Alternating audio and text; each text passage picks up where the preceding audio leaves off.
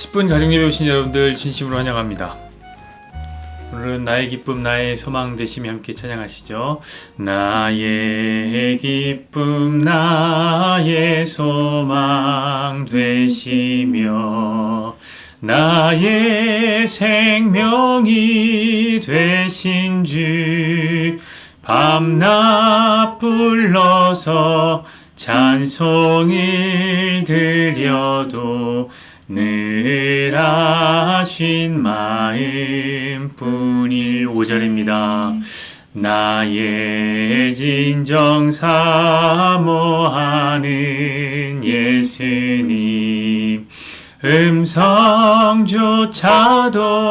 반갑고 나의 생명과 나의 참 소망은 오직 주 예수 뿐일세. 아멘. 오늘 말씀은 시편 126편 전체 말씀입니다. 1절부터 6절까지 교독하겠습니다. 여호와께서 시온의 포로를 돌려보내실 때 우리는 꿈꾸는 것 같았도다. 그때 우리 입에는 웃음이 가득하고 우리 혀에는 찬양이 찼었도다. 그때 문 나라 가운데에서 말하기를 여호와께서 그들을 위하여 큰 일을 행하셨다 하였도다. 여호와께서 우리를 위하여 큰 일을 행하셨으니 우리는 기쁘도다. 여호와여 우리의 포로를 남방 시내들 같이 돌려보내소서. 눈물을 흘리며 씨를 뿌리는 자는 기쁨으로 거두리로다. 울며 씨를 뿌리러 나가는 자는 반드시 기쁨으로 그 곡식단을 가지고 돌아오리라. 아멘. 오늘 말씀을 중심으로 꿈을 잃은 세대들에게 라는 제목으로 함께 말씀을 나누겠습니다. 오늘의 본문은 사실 5절 6절 때문에 오해가 많은 본문입니다. 눈물을 흘리며 씨를 뿌리는 자는 기쁨으로 거둔다. 울며 씨를 뿌리러 나가는 자는 반드시 기쁨으로 단을 가지고 돌아오리로다. 이거 어떻게 들으십니까? 성실과 근면으로 최선을 다해서 살면 반드시 좋은 결과를 얻게 다 이렇게 들리지 않습니까? 인과응보 신앙이죠. 그러니까 원인이 결과를 바꾼다, 가져온다라는 겁니다. 자, 이런 생각은 우리가 사는 이 시대, 이 세대 세상에 지대한 영향을 미쳤습니다. 여러분 혹시 그 능력주의라는 단어를 들어보셨습니까? 이 능력에 따라서 결과가 다르게 주어진다는 말이죠. 예컨대 능력이 더 많은 사람은 능력이 없는 사람에 비해서 더 많은 임금과 더 많은 영광을 누려야 되는 것이 공정한 것이다. 이런 겁니다. 자, 우리는 이런 이야기를 들을 때 어떻습니까? 전혀 불편하지가 않은 거예요. 왜냐? 이런 생각은 아무도 의심하지 않는 진리로서 우리 사회에 받아들여지고 있기 때문에 그렇습니다. 아무도 의심하지 않고 숭배를 받는 생각이 된 거죠. 자, 그래서 모두가 그렇게 도전을 하고 있는 겁니다. 최선을 다해라. 열심히만 하면 꿈 이룰 수 있다. 청년이 야망을 가져라. 하면 된다. 많이 들어보셨죠? 맞습니다. 우리는 어렸을 때에 그렇게 배웠습니다. 그런데 최근에 이런 생각에 근본적인 의문을 품는 사람이 나타났죠. 그게 누구냐? 바로 마이클 샌델이라는 사람입니다. 아주 유명한 학자죠. 정의란 무엇인가라는 초대형 베스트셀러를 쓴 하버드대학의 교수입니다. 근데 이 사람이 쓴 또 다른 책이 하나 있는데 그게 뭐냐면 공정하다는 착각이죠. 이 책은 사람들에게 이렇게 얘기합니다. 네가 공정하다고 생각하는 것은 착각이야 라고 말합니다. 그렇다면 사람들이 뭔가를 공정하다고 생각하고 있다는 거죠. 그게 뭡니까? 뭘 공정하다고 생각합니까? 바로 능력주의입니다. 다시 말하자면 사람들은 능력주의는 공정하다고 생각하는 겁니다. 더 많은 능력을 가진 사람은 더 많이 노력했기 때문에 더 많은 능력을 갖게 된 것이고 그러므로 더 많이 갖는 것이 공정하다. 이 만고불변의 진리처럼 여겨진단 말이죠. 자, 그런데 그게 착각일 수 있다는 겁니다. 왜냐하면 출발점이 다르기 때문입니다. 출발점이 예컨대 공부를 잘하는 것은 아주 좋은 능력이죠. 그런데 가만히 보니 우리나라의 그 소위 스카이라고 불리는 명문대들은요, 가만히 그 구성원들을 보니까 절대적으로 부자 자녀들이 많이 다닌다는 겁니다. 부자 아니라도 중상층 이상이죠. 요즘 대학교에는 이런 말이 있습니다. 옛말에 개천에서 욕난다라고 했는데 그 말은 옛말일 뿐이다. 맞습니다. 여러분, 개천에서 용나는 것은 옛날에나 있었던 일입니다. 지금은 달라요. 자, 지금은 부모가 돈으로 받쳐줘야 좋은 대학에 가고, 좋은 대학에 가야 좋은 기업에 들어갈 수 있고, 좋은 기업에 들어가야 많은 돈을 벌게 되니 다시 돌고 돌아 돈이 많아야 자녀 교육을 잘 시킬 수 있다는, 모르겠습니다. 이게 선순환인지 악순환인지 도무지 구별할 수 없는 이 사회적인 순환을 보면서 마이클 샌델은 능력주의는 공정하다라는 착각 버려야 된다. 능력주의가 공정하다는 착각 버려야 된다라고 말한 겁니다. 그러니까 이제는 돈만 세습되는 게 아니라 능력도 세습된다는 것을 지적한 거죠. 아주 훌륭한 통찰입니다. 그러나 여러분, 통찰은 통찰일 뿐. 통찰은 결코 현실보다 앞서 나갈 수 없는 겁니다. 여러분, 오늘날 젊은이들은요, 샌델 공부 안 해도 이미 다 알고 있어요. 공정하다는 건 착각이다. 능력주의가 공정하다 착각이다. 온몸으로 배웠습니다. 자, 그래서 요즘에는 이런 말을 함부로 못 하겠는 거죠. 노력만 하면 너 성공할 수 있어. 너 최선 다하면 꿈을 이룰 수 있을 거야. 이런 말을 못 해요. 왜냐, 이 시대는 꿈을 잃은 세대이기 때문에 그렇습니다. 꿈을 잃어버렸어요.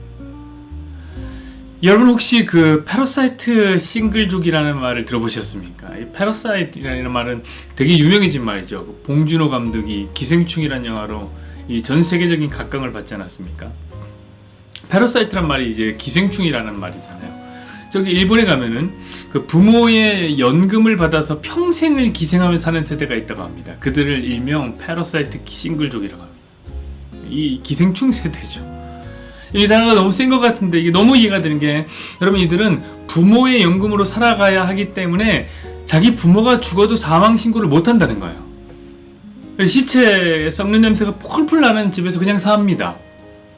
여러분, 그런 사람들에게 무슨 꿈이 있을 수 있겠습니까? 그런 사람들은 꿈이 없죠. 그냥 하루하루 사는 거예요. 저는 그런 청년 세대에게 네가 최선을 다하지 않았기 때문에 지금처럼 못나게 사는 거야. 만약 네가 열심히만 산다면, 네가 오늘 눈물로 씨를 뿌린다면 당연히 기쁨으로 거둘 수 있을 거다.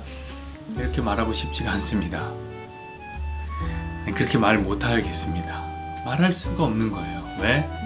저는 꿈을 잃은 사람들의 아픔을 알기 때문입니다. 여러분, 아무리 열심히 한다고 해도 결과를 얻을 수 없는 사람들도 있는 겁니다. 근데 오늘날 기독교는 어떻습니까? 오늘날 기독교는 여전히 능력주의의 천병 노릇을 하고 있죠. 여러분, 직업 소명설이라는 이야기를 들어보셨나요?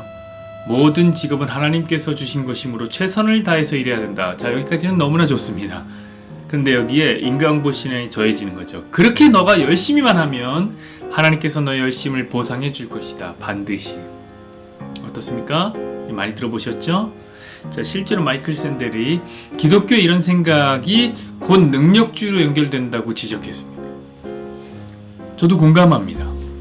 그래서 오늘의 본문도 다 이렇게 보는 거예요. 네가 최선 다하면 꿈을 이룰 수 있다.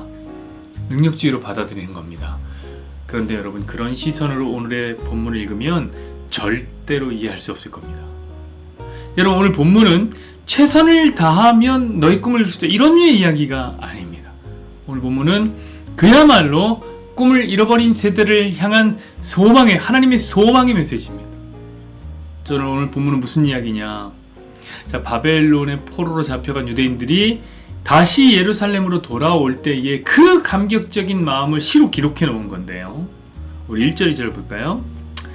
여호와께서 시온의 포로를 돌려보내실 때에 우리는 꿈꾸는 것 같았도다. 그때 우리 입에는 웃음이 가득하고 우리 혀에는 찬양이 찼었도다. 그때 먼 나라 가운데에서 말하기를 여호와께서 그들을 위하여 큰 일을 행하셨다 하였도다. 아멘.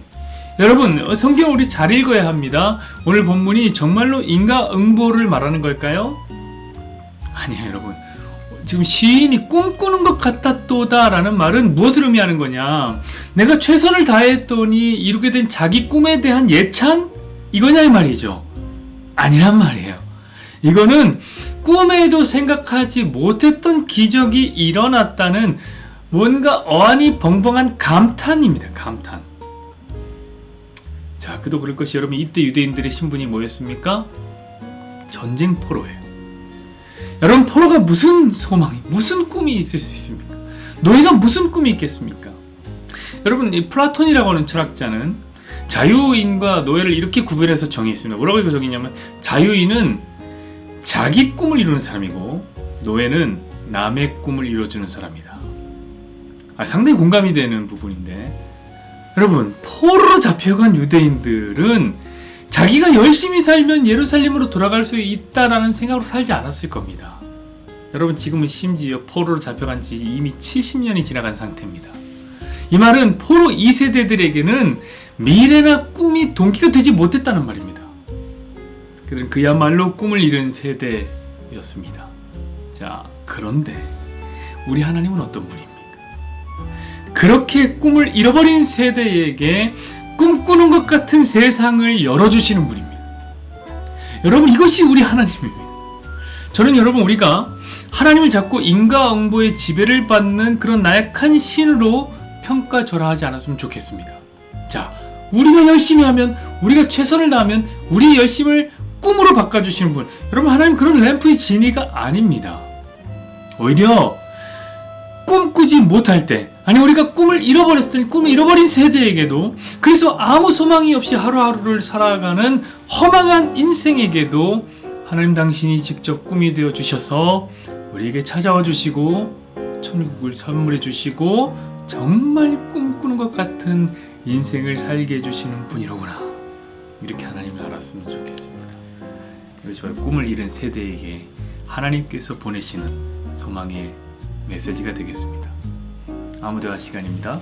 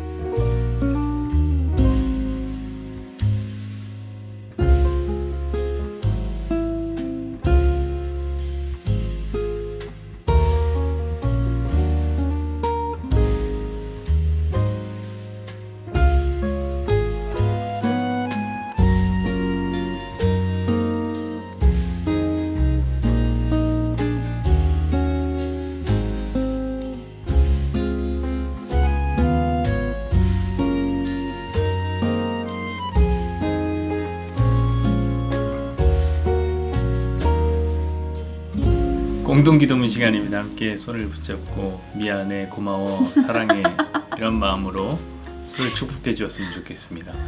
여호와는 내게 복을 주시고 너를 지키시길 원하며 여호와는 그의 얼굴을 내게 비추사 은혜 베푸시기를 원하며 여호와는 그 얼굴 내게로 향하여 드사 함께여 평강 주시기를 원하노라. 아멘.